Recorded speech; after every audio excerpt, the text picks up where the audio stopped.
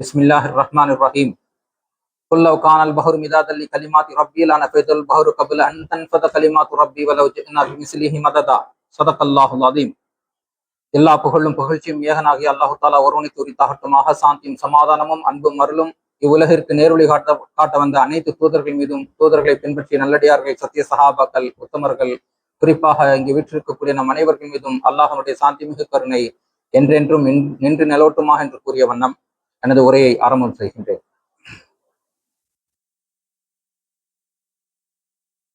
நாம் நிறைய படிப்பாளிகள், புக்ஸ் படிக்கிறவங்க நிறைய பேர் இருக்கும்.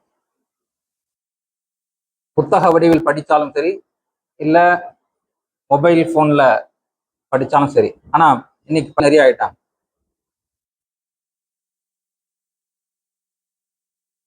படிச்சுக்கிட்டே இருக்கிறவங்களும் இருக்காங்க, வாழ்நாள் ஃபுல்லா படிச்சுட்டே இருக்கக்கூடியவங்களும் இருக்காங்க. அவங்கள பத்தி சொல்லும் போது புத்தகத்தோடவே அவங்களுடைய வாழ்க்கை வந்து அப்படியே ஸ்பெண்ட் ஆயிடும். இப்ப இந்த படிப்பினுடைய அவசியத்தை, அதனுடைய பொறுப்பை உணர்ந்து கொள்ளக்கூடிய மக்கள் வந்து இன்னைக்கு அதிகம்.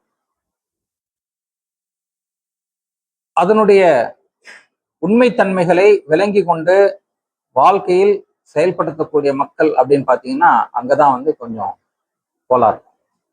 படிக்கிறவங்க நிறைய பேர் இருக்காங்க, ஆனா அதனுடைய உண்மையான விஷயத்த, நோக்கத்தை புரிஞ்சு அறிஞ்சு லைஃப்ல இம்ப்ளிமெண்ட் பண்ணக்கூடிய மக்கள் தான் ரொம்ப கம்மி.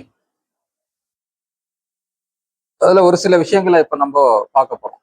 என்னன்னா, நிறைய புக்கு படிக்கிறோம், ஆனா படிக்க வேண்டிய புக்குன்னு சொல்லிட்டு ஒண்ணு இருக்கு. என்னன்னா, வாழ்க்கை புத்தகம். இதை வந்து படிக்கிறோமா அப்படின்னு சொல்லிட்டு ரொம்ப முக்கியம். வாழ்க்கை புத்தகம் சொல்லிட்டு ஒண்ணு இருக்கு. அந்த புத்தகத்தை நம்ம படிக்கிறோமா, அதை பார்க்கிறோமா, அதுல என்னுடைய விஷயங்களை தேடுறோமா அப்படின்னு சொல்லிட்டு மிக முக்கியமான ஒரு விஷயம் இருக்கு. நான் இப்ப ஓதி காட்டப்பட்ட குர்ஆனுடைய வசனம் சூரை கஹஃப்னுடைய 109வது வசனம். இதே கஹஃப்ல 49வது வசனத்துல இன்னொரு கோணத்துல அல்லாஹ் தஆலா சொல்றான். வாழ்க்கை புத்தகம் அப்படின்னு சொல்லிட்டு நான் ரெண்டு விஷயத்த சொல்லுவேன். ரெண்டு புக் இருக்கு வாழ்க்கை புத்தகத்துல, ரெண்டு புக் இருக்கு. ஒண்ணு அல்லாஹனுடைய கலாம், அல்லாஹனுடைய குர்ஆன். இதுல அல்லாஹு தாலா எப்படி வாழணும் அப்படின்னு சொல்லிட்டு அல்லாஹு தாலா சொல்லியிருக்கான். இது செய்யணும், இதை செய்யக்கூடாது, இதை பேசணும், இதை பேசக்கூடாது, இதை பார்க்கணும், பார்க்கக்கூடாது, இப்படிதான் வாழணும், இப்படிதான் வாழக்கூடாது அப்படின்னு சொல்லிட்டு A to Z எல்லாமே, டாப் டு பாட்டம், எதுவுமே வந்து விடுபடாமல் அனைத்தையும் தெளிவாக விரிவாக கிளியர் கட்டா அல்லாஹாலா சொல்லப்படக்கூடிய அந்த வசனங்கள். அதை பத்தி அல்லாஹாலா இங்கே உதாரணமாக சொல்லி காட்டுகின்றான். நபியை கூறும், குல்லவ் கானல் பஹ்ரு மிதாதன் லிகலிமாத்தி ரப்பி நஃபிதல் பஹ்ரு கப்ல அன் தன்ஃபத கலிமாத்து ரப்பி வலவ் ஜிஅனா பிமிஸ்லிஹி மததா.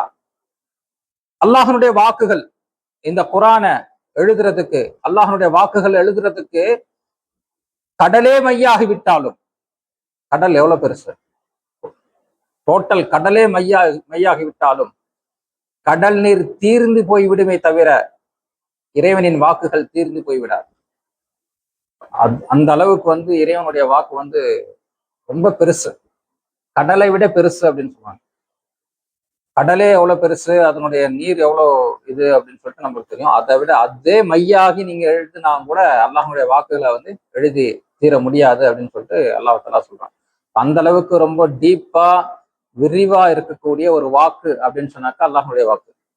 பியூரான ஒரு வாக்கு, ரொம்ப தூய்மையான ஒரு வாக்கு, உண்மையான ஒரு வாக்கு, சத்தியமான ஒரு வாக்கு எது அப்படின்னு சொன்னாக்கா அல்லாஹனுடைய வாக்கு தான். அல்லாஹ் தான் உண்மையிலே எல்லாத்தையும் வந்து தெளிவா விரிவா கிளியர் கட்டா சொல்றான். அதனால்தான் அல்லாஹ் தஆலா வந்து அந்த ஆரம்ப வசனங்களை நீங்க பார்க்கலாம். அலிஃப் லாம் மீம் ஸாலிகல் கிதாப் லா ரைப ஃபீஹ். இந்த வார்த்தையை யாரும் சொல்ல முடியாது இந்த உலகத்துல, யாருக்கும் சொல்றதுக்கு ரைட்ஸும் கிடையாது. இந்த வார்த்தை ஸாலிகல் கிதாப் லா ரைப ஃபீஹ், இது குர்ஆன், இதில் எந்தவித சந்தேகமும் இல்லை. இந்த வார்த்தை யார் சொல்ல முடியும்? எந்த அறிஞனும் எந்த ஒரு மேதாவியை கூட வந்து சொல்ல முடியாது. இதுல எந்த டவுட்டும் இல்லை, கிளியர் கட்டா இருக்கு அப்படின்னு சொல்லிட்டு. இப்போ அல்லாஹ் தஆலா அதை வந்து ஆணித்தரமா அழுத்தம் திருத்தமா வந்து சொல்லி காட்டணும். இப்போ இந்த கிதாப், இது ஒரு கிதாப், நான் சொன்னேன் இது ஒரு புத்தகம், வாழ்க்கை புத்தகத்துல இது மேஜர் ஃபர்ஸ்ட் கிதாப் இதுதான். இன்னொரு கிதாபு, இதே சூறால 49வது வசனத்துல அல்லாஹு தஆலா சொல்லி காட்டுறான். وَأُوذِيَ الْكِتَابُ فَتَرَى الْمُجْرِمِينَ مُشْفِقِينَ مِمَّا فِيهِ وَيَقُولُونَ يَا وَيْلَتَنَا مَا لِهَذَا الْكِتَابِ لَا يُغَادِرُ صَغِيرَةً وَلَا كَبِيرَةً إِلَّا أَحْصَاهَا وَوَجَدُوا مَا عَمِلُوا حَاضِرًا وَلَا يَظْلِمُ رَبُّكَ أَحَدًا. மேலும் வினைப்பட்டியல் முன்னால் வைக்கப்பட்டு விடும்போது நீர் பார்ப்பீர். அந்த கிதாப் வாழ்க்கை கிதாப்ல ஃபர்ஸ்ட் இங்க குரான் நம்ம படிக்கிறோம்ல, எப்படி வாழணும்னு சொல்லிட்டு அப்படின்ற கிதாப். ஃபைனல் கிதாப் நாளைக்கு அல்லாஹ் நம்ம கிட்ட கொடுப்பான் நம்மளுடைய புக்கு. நீ எப்படி வாழ்ந்த அப்படின்னு சொல்லிட்டு கொடுப்பான். எப்படி வாழணும்னு சொல்லிட்டு அல்லாஹ் ஒரு கிதாப் கொடுத்தான் உனக்கு. நீ எப்படி வாழ்ந்த அப்படின்னு சொல்லிட்டு நாளைக்கு அல்லாஹ் உங்ககிட்ட ஒரு கிதாப் கொடுப்பான். இது 2 கிதாப் தான் ரொம்ப முக்கியமான கிதாப். இந்த கிதாபை நம்ம படிக்கிறோமா? இந்த வாழ்க்கை புத்தகத்தை நாம் பார்க்கின்றோமா? இந்த கிதாபை பத்தி அல்லாஹ் தஆலா சொல்றான், மேலும் வினைப்பட்டியல் முன்னால் வைக்கப்பட்டு விடும் போது நீர் பார்ப்பீர். அவ்வேளை குற்றம் புரிந்தோர் தனது வாழ்க்கை புத்தகத்தில் உள்ளவற்றை கண்டு அஞ்சி கொண்டிருப்பார்கள். வாழ்க்கை புத்தகத்துல இருக்கிறத பார்த்துட்டு பயந்துட்டு இருப்பாங்களாம் குற்றவாளிகள். மேலும் அவர்கள் புலம்பிக் கொண்டிருப்பார்கள், அந்தோ எங்கள் துர்பாக்கியமே, இது என்ன பதிவு, இது என்ன புக்கு, இது என்ன கிதாப். அவங்க சொல்லுவாங்களாம். அது அல்லாஹ் அப்படியே படம் பிடிச்சு காட்டுறான். எங்கள் செயல்களில் சிறிதோ பெரிதோ, சின்ன விஷயம் பெரிய விஷயம் எதையுமே இது விட்டு வைக்கவில்லையே. தாங்கள் செய்தவை அனைத்தும் தன் முன்னால் இருப்பதை அவர்கள் காண்பார்கள். எல்லாம் என்னென்ன செஞ்சுட்டு வந்தியோ அதெல்லாம் எல்லாம் முன்னாடி போட்டுருவான். ஸ்கிரீன் போட்டு காட்டுவான். எதுவுமே ஒளிவு முறைவு இருக்காது. மேலும் அதிபதி எவருக்கும் சிறிதும் அநீதி இழைக்க மாட்டான். அல்லாஹ் அநீதி இழைக்க மாட்டான், ஜுல்ம் பண்ண மாட்டான். அல்லாஹ் அது அவனுடைய ஃபரஸ். ஜுல்ம் பண்ணாம இருக்கிறது அல்லாஹ்வுடைய ஃபரஸ். அது நம்ம தான் ஜுல்ம் பண்ணுவோம். பட் அல்லாஹ் ஜுல்ம் பண்ண மாட்டான், அநீதி செய்ய மாட்டான். யாருக்குமே சரி, யாருக்குமே அநீதி இழைக்காதவன் அல்லாஹ் ரப்புல் இஸ்ஸத். இப்போ இந்த 2 கிதாபை பத்தி தான் இன்னைக்கு நம்ம பார்க்க போறோம். ஒண்ணு அல்லாஹ்னுடைய வேதம் குரான், 2வது நம்மளுடைய வினைப்பட்டியல். இது 2 எப்படி மேட்ச் ஆகுது, 2த்துக்கும் நம்ம என்ன இம்பார்ட்டன்ஸ் கொடுத்துட்டு இருக்கோம் லைஃப்ல அப்படின்றதான் நம்ம பார்க்க போறோம். பொதுவா இன்னைக்கு பார்க்கலாம், மனிதன் விண்ணில் பறக்கின்றான், என்னென்னமோ செய்யறான், சாகசம். விண்ல வானத்துல ஏதோ விடுறான், என்னென்ன விடுறான். ஏரோப்ளேன் மட்டுமா பறக்குது? என்னென்ன பறக்குது? என்ன பறக்குது? ராக்கெட்டு, அப்புறம் சேட்டலைட்டு, இன்னும் சொல்லிட்டே போலாம். நிறைய மனுஷன் வானத்துக்குள்ள போய் ஆராய்ச்சி பண்றதுல இன்னைக்கு நிறைய முன்னேறிட்டான். ஸ்பேஸ் டெவலப்மெண்ட் நிறைய இருக்கு. அதே மாதிரி சுரங்கம் தோடுகின்றான். பூமியில எந்த அளவுக்கு உள்ள போக முடியுமோ அந்த அளவுக்கு போறான், எல்லாம் பண்றான். வான்ல ஏறுறான், பூமியில நோண்டுறான், என்னென்னமோ செய்யறான், அதெல்லாம் செய்யறான். கடல்ல என்னென்னமோ செய்யறான். ஒரு ஊரே இருக்குது கடல்ல. ஒரு கப்பல்ல பாத்தீங்கன்னா ஒரு ஊர் மாதிரியே இருக்கும். அது கப்பல்ல ஃபிளைட் நிக்கிறதுக்கு இடம், ஹெலிகாப்டர் நிக்கிறதுக்கு இடம், எல்லாமே இருக்குது. இந்த அளவுக்கு எல்லாம் இது இது இது இல்லாம இன்னும் பல சாகசங்களை சாதனைகளை மனுஷன் செய்யறான், எல்லாமே செய்யறான். விண்ணில் பறக்கின்றான், பூமியில சுரங்கம் தோன்றான், கடல்ல சாகசம் பண்றான், எல்லாமே செய்யறான். ஆனால் மண்ல மட்டும் எப்படி வாழணும்னு சொல்லிட்டு அவன் தெரியல. மண்ணில் மட்டும் வாழ்வதற்கு அவன் கற்றுக்கொள்ளவில்லை, கற்றுக் கொடுக்கப்படவில்லை. 2மே அவனுக்கு எப்படி வாழணும்னு சொல்லிட்டு சொல்லிக் கொடுக்கல யாரும், அவனும் தெரிஞ்சுக்கல. 2மே இங்க பிளாங்கா இருக்கு. ஆக முறையாக கற்றுக்கொள்ள வேண்டும், முறையாக கற்றுக் கொடுக்கப்பட வேண்டும். ஆக இது இஸ்லாம் தெளிவா செய்யுது. என்ன அப்படின்னா அதுதான் குரான். தெளிவான ஒரு வாழ்க்கை திட்டத்தை நமக்கு மத்தியில் சமர்ப்பிக்கின்றது. பிறப்பு முதல் இறப்பு வரை எல்லா விஷயத்தையும் அக்கு வேறு ஆணி வேறியாக எல்லாத்தையும் தெளிவா உங்களுக்கு படம் பிடிச்சு காட்டு. இதுதான் கைடு, இதுதான் வழிகாட்டுதல், இதுதான் ஹுதா. அல்லாஹ் தஆலா சொல்றான், ஹுதல்லில் முத்தகீன், நிச்சயமாக இது வழிகாட்டும், இறையச்சமுடையவர்களுக்கு இது நேர் வழிகாட்டும். அல்லாஹ் சொல்றான். இந்த நேர் வழிகாட்டுதலை நாம் எப்படி உள்வாங்கிட்டு இருக்கோம்? இந்த குரானை எப்படி நாம் அணுகுகின்றோம்? இந்த குரானை எப்படி நாம் பிடிக்கின்றோம்? இந்த குரானுடைய நம்மளுடைய அணுகுமுறை எப்படி இருக்கின்றது? இதுதான் ரொம்ப முக்கியமான ஒரு விஷயம். நபி ஸல்லல்லாஹு அலைஹி வஸல்லம் அவர்களுடைய மரணத்திற்கு பிறகு, அவர்களுடைய மௌத்துக்கு அப்புறம் ஒரு சில சஹாபாக்கள் ஆயிஷா ரலியல்லாஹு அன்ஹா அம்மையார் கிட்ட போய் கேட்கிறாங்க, அன்னை ஆயிஷாவே, நபி ஸல்லல்லாஹு அலைஹி வஸல்லம் வாழ்க்கை எப்படி இருந்தது?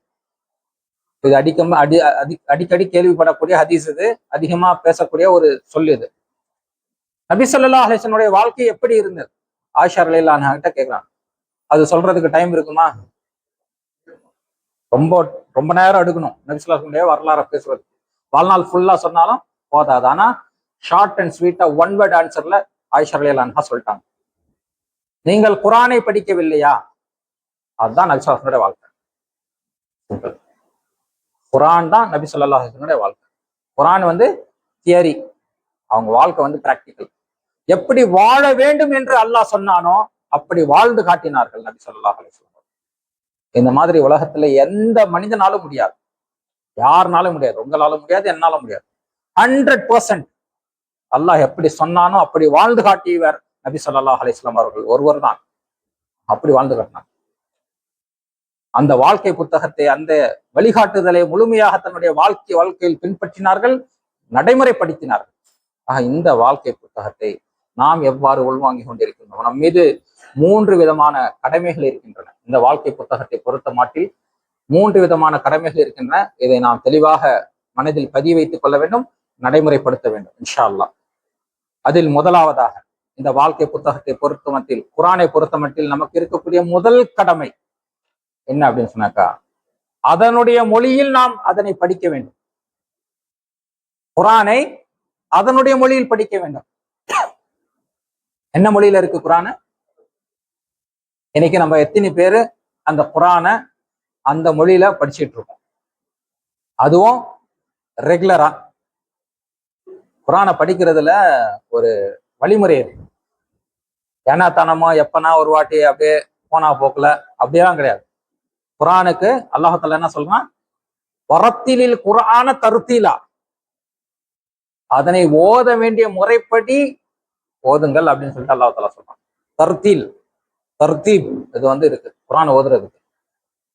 அது அல்லாஹ் தஆலா என்ன சொல்றான்னா, குர்ஆனை ரெகுலரா படிக்கணும். என்னைக்குன்னா ஒரு நாள், மாசத்துல ஒரு நாள், வருஷத்துல ஒரு நாள் அப்படி இல்ல, டெய்லி படிக்கக்கூடிய ஒரு கிதாப், ரொட்டீனா படிக்கக்கூடிய ஒரு கிதாப், மீண்டும் மீண்டும் திரும்ப திரும்ப, குர்ஆனுக்கு அர்த்தமே திரும்ப திரும்ப திரும்ப திரும்ப ஓதுறது. நான் ஒரு வாட்டி குர்ஆனை முடிச்சிட்டேன் அவள்தான் அப்படியெல்லாம் கிடையாது. மறுபடியும் ஸ்டார்ட் பண்ணு, திருப்பி ஃபாத்திஹா, மறுபடியும் அன்னாஸ் முடி, திருப்பி ஸ்டார்ட் பண்ணு ஃபாத்திஹா, அன்னாஸ் முடி. இது பண்ணிக்கிட்டே இருக்கணும். உலகத்திலேயே அதிகமாக ஓதப்படக்கூடிய ஒரே கிதாப் எதுன்னா அல்லாஹ்வுடைய கிதாப் மட்டும்தான். சலிப்பே வராது.